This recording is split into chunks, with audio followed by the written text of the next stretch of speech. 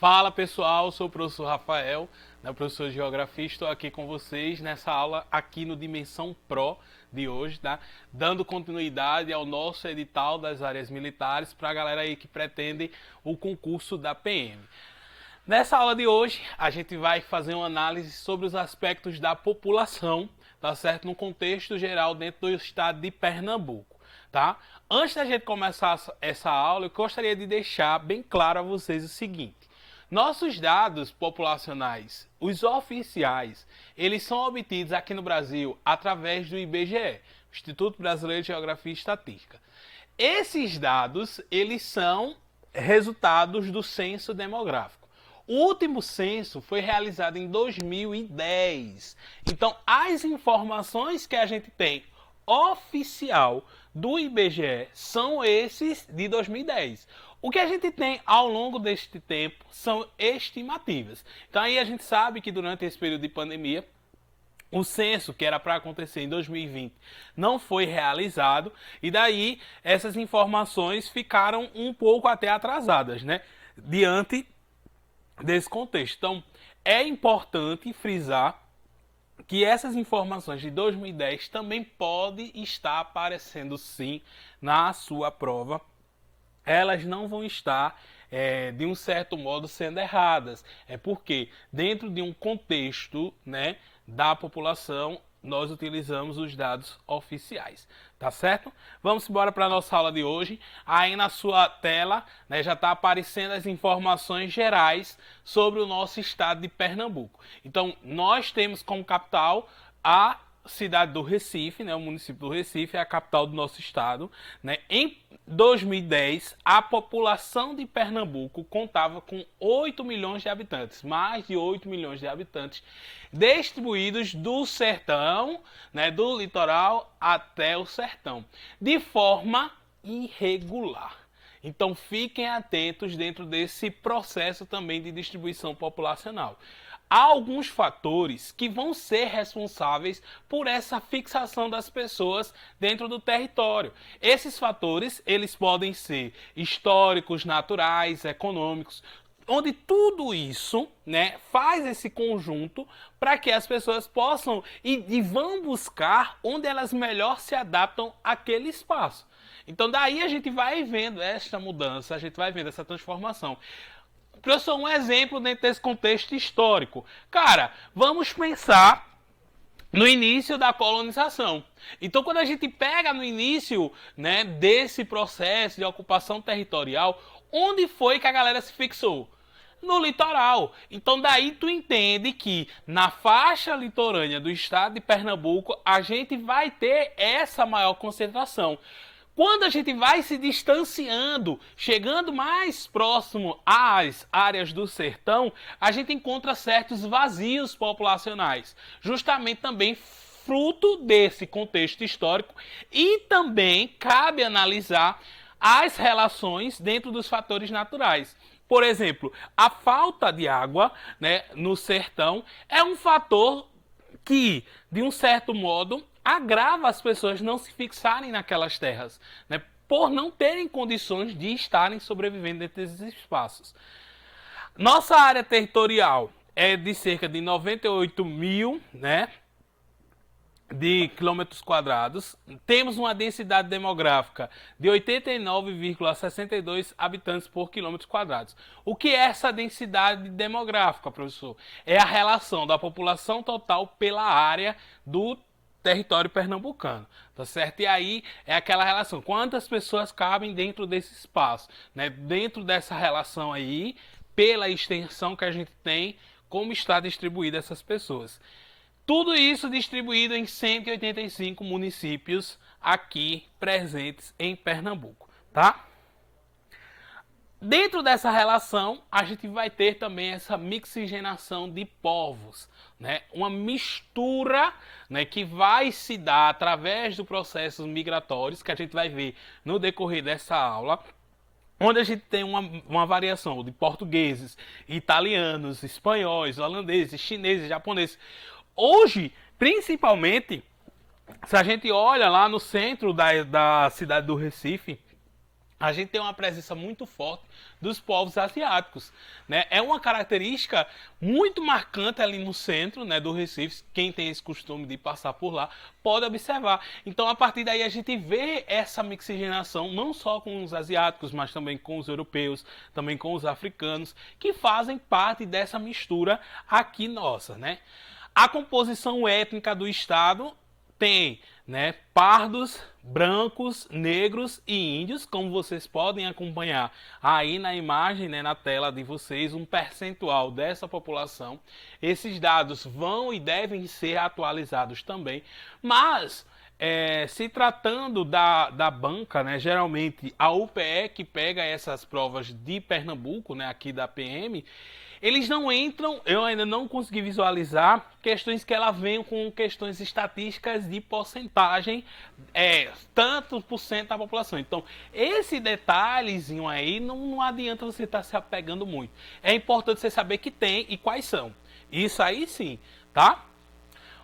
Composição por ocupação de mão de obra, né? Crescimento do setor informal, assim como a ocupação no setor industrial, face ao desenvolvimento econômico que retrata a economia atualmente. O que isso quer dizer, professor? O que isso quer nos informar?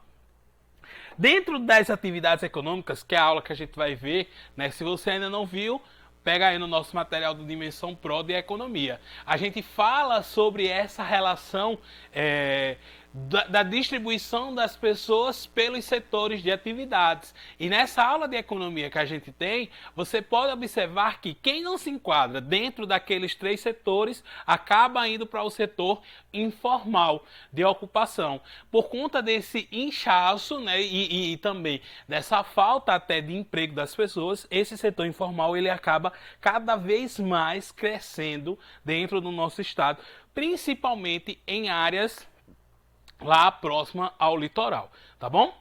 Pessoal, vê só, com os dados em mãos, feito a pesquisa, peguei lá, é construído o que a gente pode ver aí na tela, a pirâmide etária, tá certo? Essa pirâmide etária, ela vai ter as informações das distribuições populacionais por idade, tá certo? Então, nessa pirâmide, vocês podem observar, né, justamente a população feminina, né, das mulheres, e a população dos homens, né, distribuídas aqui, ó, por idade, e nessa porção aqui a gente tem um quantitativo. Nessa imagem, vocês podem observar essa distribuição, né, segundo do estado de Pernambuco, de 2000 e 2010, que são os 2 últimos censos. Essa pirâmide ela é dividida em etapas. Essa primeira a gente dá o nome de base, tá certo? Aqui, em cima da base, a gente tem o corpo e mais acima o topo. Professor, como é que isso vai estar, de um certo modo, organizado? O senhor falou que aí a gente tem a base, o corpo e o topo, né? Como é que isso vai estar... Opa, o piloto aqui não pegou. Vamos lá, vamos chegar.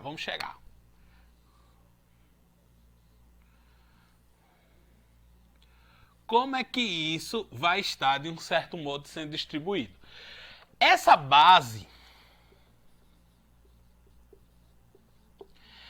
ela traz a questão das crianças, dos jovens, tá certo? Que vão estar sendo distribuídos nessa basezinha aqui. O corpo da pirâmide, a gente vai encontrar a população adulta, os adultos. E o topo é formado pela população idosa. Tá certo? Então, dentro dessa relação, dentro dessa distribuição, a gente vai poder observar justamente essa variação pela idade, de 0 a 20 anos, de 21 a 59 anos e de 60 anos a mais. Então, dentro desse grau, dentro dessa escala que eu acabei de falar para vocês, a gente vai ter essa distribuição do topo, do corpo e da base, tá? Isso reflete muito na estruturação do município, do país, tá? De como eles estão socialmente organizados. Por quê? Se a base ela é estreita, é sinal de que eu tenho uma redução do número de crianças. É uma pirâmide, né? Quando ela há uma redução na sua base, é uma pirâmide considerada de países ou de municípios desenvolvidos, tá? Quando ela tem o topo estreito e a base larga, é uma característica de população de países subdesenvolvidos. Por quê, professor? Se ela tem uma base muito larga, é sinal de que tem muita criança. E se ela tem esse topo estreito, é sinal de que a qualidade de vida dela é reduzida. Ou seja, a população idosa não consegue ter uma expectativa de vida alta para poder estar sobrevivendo, né? Diferente dos países que a gente considera desenvolvido, que ele há uma redução da sua pirâmide, ou seja, não nascem muitas pessoas, porém é elevada a sua qualidade de vida. Nisso, a população idosa começa a crescer mais. Gera alguns impactos, principalmente nas questões econômicas, por isso que muitas vezes as previdências, né, dos países buscam fazer, né, essas alterações com relação à idade mínima de se aposentar. Por quê, professor?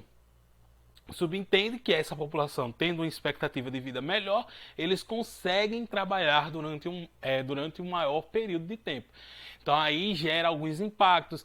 Também tem a questão de que, se a gente olha no contexto, né, do país desenvolvido, como há uma redução nessa base, a base ela não vai dar suporte ao corpo, porque essa criança não vai ficar mais adulta.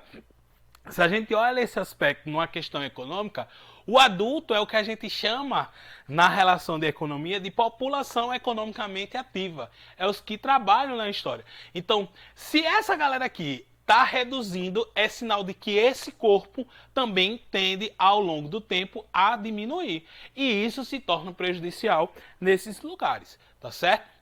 Simbora? Continuar aqui. Essa é a análise, essa é a diferenciação que vocês precisam ter ao se tratar de pirâmide etária, tá? Dentro dessa característica, a gente vai ter a população, né? As classificações de populoso e povoado, tá? Populoso trabalha justamente no tocante, né, à população total, tá? A população total desse espaço, que no caso é a população absoluta. Eu levo em consideração todo o grupo de pessoas, idosos, crianças, jovens, adultos e assim sucessivamente. Povoado é a minha relação com a densidade demográfica, ou seja, é a distribuição da população pela área total. O Brasil, por exemplo, é um país populoso ou um país povoado? Ele é um país populoso. Ele tem muitas pessoas, mas não é um país povoado. Por que, professor, ele não é um país povoado? Cara, observa a porção central do nosso território, observa a população, a distribuição da população na nossa região norte, observa aqui em Pernambuco, né? Como eu já tinha falado para vocês no início da nossa aula, a gente vai ter alguns vazios habitacionais quando a gente chega a distanciar do litoral, quando a gente já passa aí para o sertão. Então a gente tem um território populoso, mas não povoado. Tem áreas vazias de pessoas, tá certo? É essa a diferença que vocês precisam levar em consideração ao observar essa imagem, tá certo? Dentro de população, a gente vai trabalhar também com algumas taxas, tá? Primeira taxa aí na tua tela é a taxa de natalidade. O que é a taxa de natalidade, professor? O número de nascidos com vida em um ano no grupo de 1.000 pessoas. Ou seja, a cada 1.000 pessoas, quantas crianças nasceram com vida. Então, a partir daí, eu tenho a minha taxa de natalidade. Isso são informações básicas, tá? Isso você, concurseiro, concurseira, tem que ter em mente sim, né? É um conteúdo que quase todos os concursos é cobrada essa questão de população e essas análises das taxas são importantes, a gente já está com elas fixadas na nossa cabeça. Taxa de mortalidade, número de óbitos a cada 1.000 habitantes por um ano. Tá certo? Então, naquele grupo de 1.000, durante esse ano, quantas pessoas morreram? A gente sabe que durante a pandemia, logo no início, né, tivemos uma alta taxa de óbitos. Então, com isso, elevou-se também a taxa de mortalidade de vários países, de vários municípios, né, por conta dessa questão da Covid, tá? Taxa de fecundidade, né? A taxa de fecundidade, ela tem essa classificação da seguinte forma: consiste em uma estimativa do número médio de filhos que uma mulher tem ao longo da vida. Neste sentido, esse indicador expressa a condição reprodutiva média das mulheres de um determinado local, sendo um dado importantíssimo para a análise da dinâmica demográfica. O que isso quer dizer, professor? O que essa definição quer dizer?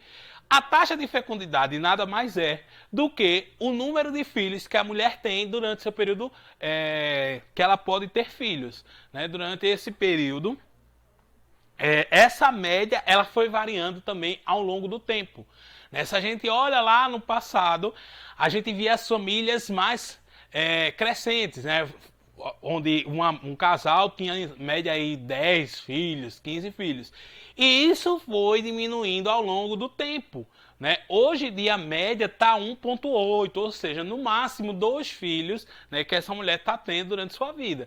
Então a gente vai observando essa redução.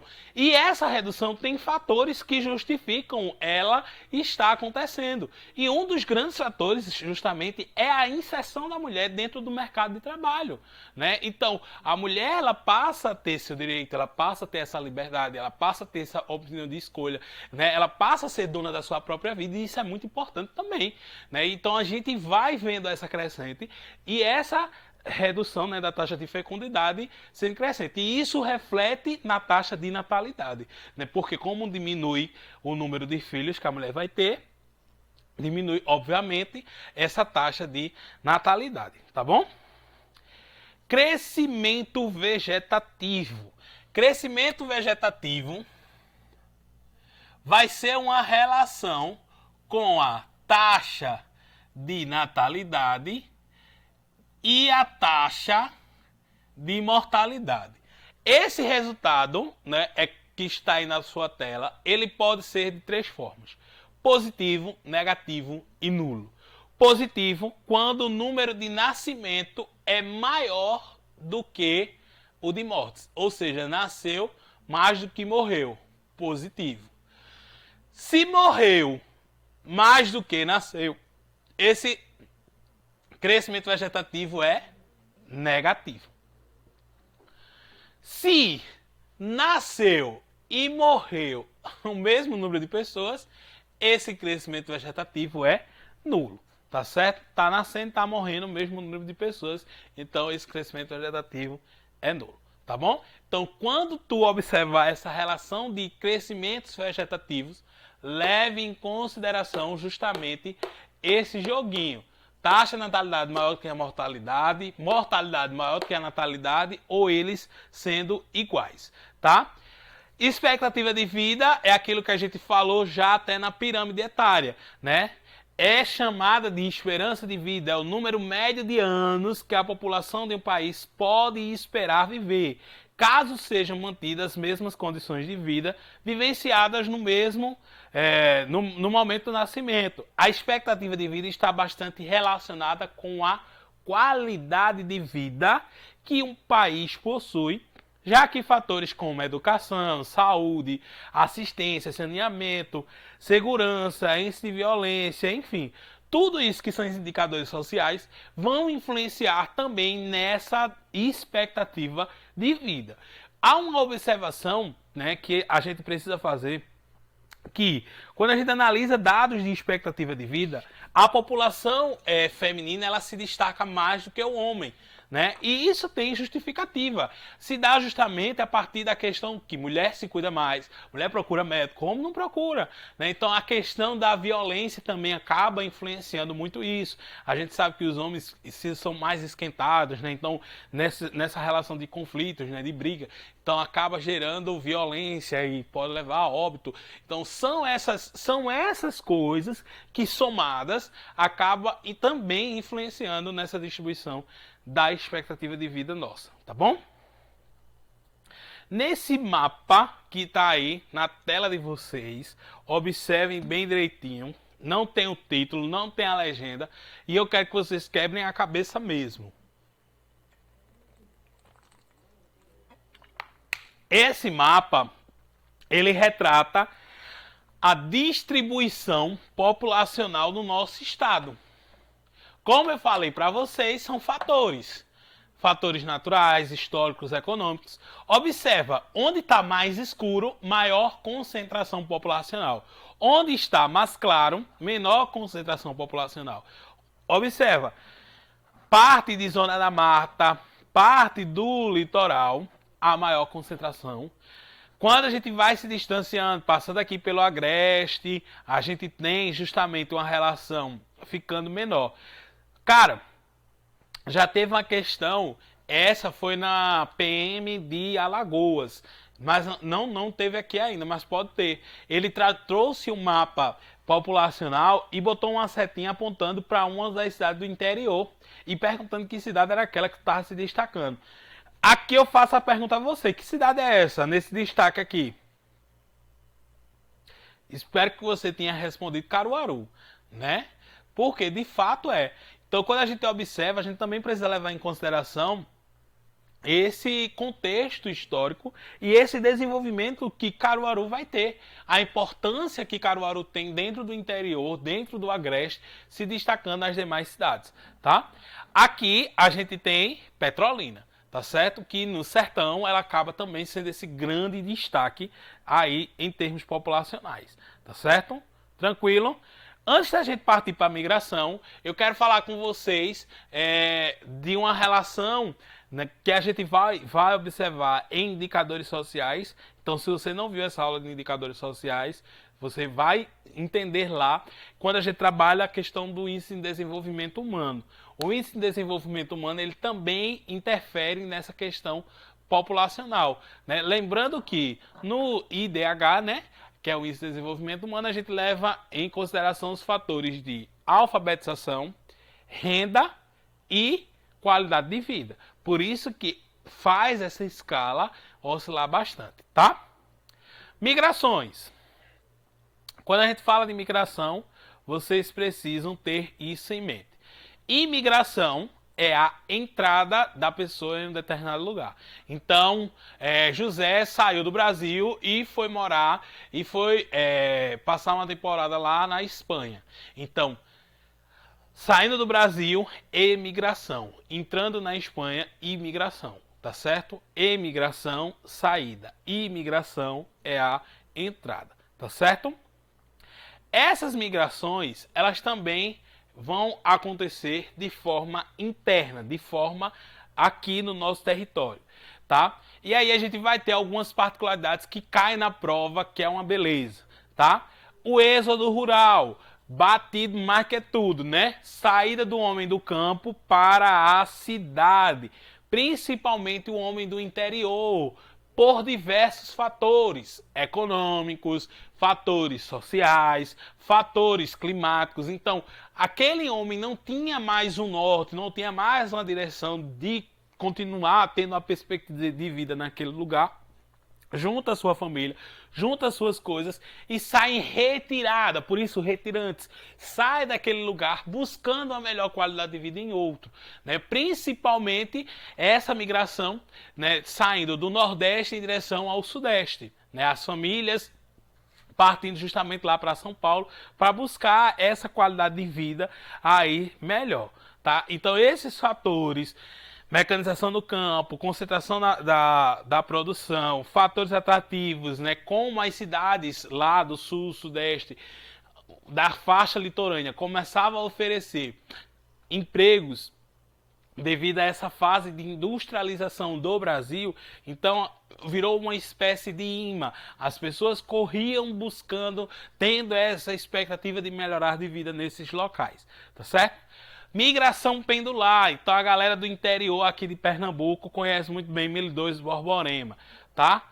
Migração pendular é a migração que você vai e volta, tá certo? Você sai de um município e vai para outro, realiza a sua atividade, por exemplo, trabalho em Recife, moro em Carpina. Então, todos os dias eu preciso sair de Carpina e ir em Recife trabalhar. Mas eu não moro em Recife, eu volto para Carpina. Então, eu realizo dentro dessa classificação uma migração pendular. Eu desloco e volto para minha terra, tá certo? Todos os dias eu faço esse percurso, tá certo? E isso também é uma justificativa dentro do contexto histórico, né? A gente vai observando que os centros eles estão cada vez mais comerciais e as pessoas trabalham muito mais distante do centro, inclusive até fora de outras cidades. Então, esse deslocamento é cada vez mais frequente dentro da nossa sociedade. Sazonal, né? É o tipo de migração, geralmente ela vem já com esse nome, tá? Tem a transhumância e tem a sazonal, que é a mesma coisa, tá? Ele vai dentro dessa relação por uma temporada que a pessoa está fazendo, tá? Já ouviram aquela expressão cortar cana? Então, foi para o período do corte de cana. Então, ele se desloca, exerce sua função, seu trabalho durante o tempo, ele não voltou no mesmo dia e acabou essa estação, acabou esse período de corte, ele retorna ao seu território, tá certo? Então, é esse também um tipo de migração sazonal. Fico uma certa temporada naquela localidade e volto ao meu espaço de origem. Esse tipo de questão ele já caiu inclusive nos últimos Enems que teve aí recente, né? Então a galera fica atento, né, que isso pode vir sim cair nos teus concursos, tá certo? Meu querido, minha querida, hoje encerramos nossa aula de população. É uma aula muito curta, é uma aula muito fácil, que você precisa sim ter ela gravadinha em mente, tá? Porque são termos técnicos da geografia que faz toda a diferença na hora de você responder sua questão. Forte abraço, a gente volta a se encontrar e não esquece, estamos juntos rumo à sua aprovação.